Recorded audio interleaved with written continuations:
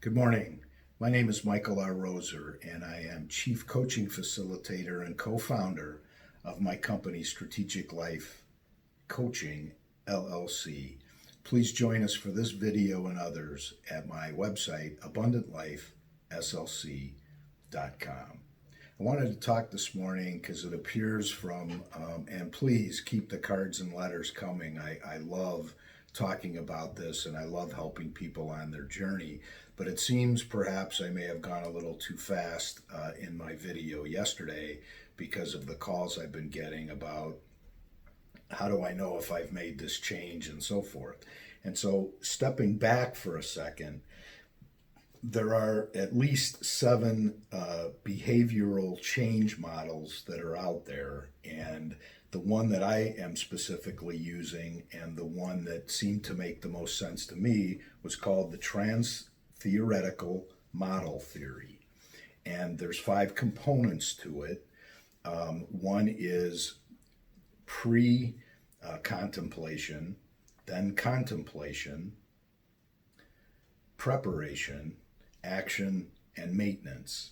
And in my video yesterday, I mentioned that I was in maintenance mode, and I got the hoi polloi, you're in maintenance mode, whatever. And so I took the person back to where I was on March 14th, 2016, which was the pre-contemplation. I simply had decided that my fate was what it was. I had inherited some genes and I had high blood pressure and so on and so forth.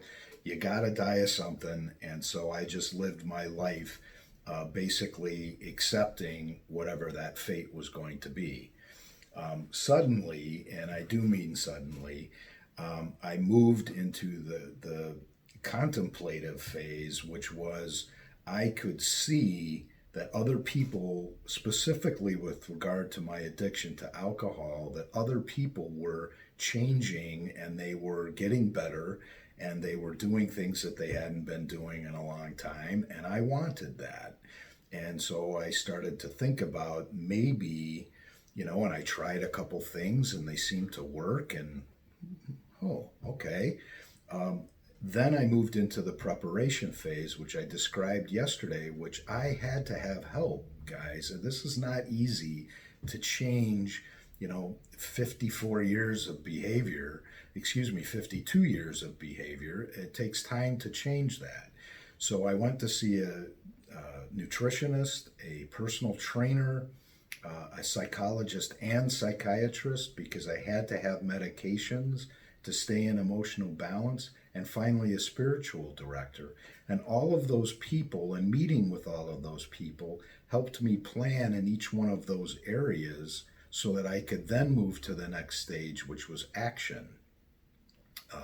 And once you are in action for a while, as I've described, it starts to become a lifestyle. Those behaviors change over time, and you get to a maintenance phase where you can stay exactly where you want to be. So, and also I wanted to go back to talk about when you're setting goals, there's an acronym that I find super helpful, and it's SMART, S-M-A-R-T. And so, is the goal specific? Is it measurable? Is it attainable? Is it relevant? And is it time bound? And so each one of those things need to be explored in the preparation phase to make sure that the goal that you're setting is sustainable. For example, a goal that isn't measurable is I want to be thin. Okay, well, thin, first of all, is not a behavior, and thin is not measurable enough. How thin do you want to be, and is it relevant? Meaning, I can't weigh and look the way that I did when I was 21 playing basketball at Jamestown College. That guy is gone. I remember him fondly, but I can't at 58 do that anymore. And very critically is the goals have to be time bound.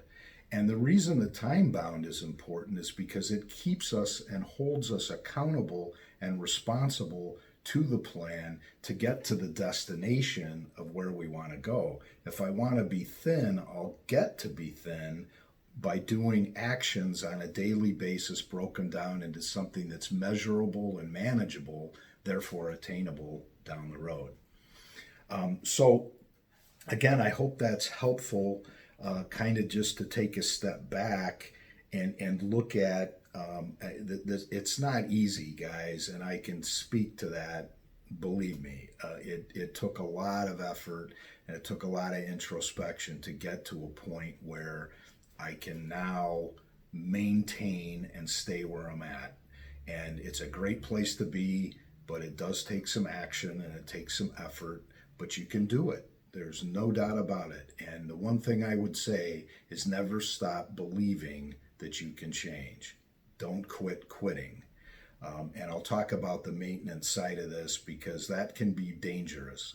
Because if I start to rest upon my laurels and start taking credit for this myself, I'm off the rail, and eventually that same person's going to react and start thinking like I used to, and I'm probably going to end up in the spot that I used to be. Don't want to go back there. Therefore, I'm maintaining each day this program of transformation and trying to stay there. Hope that helps. You guys take care. Bye now.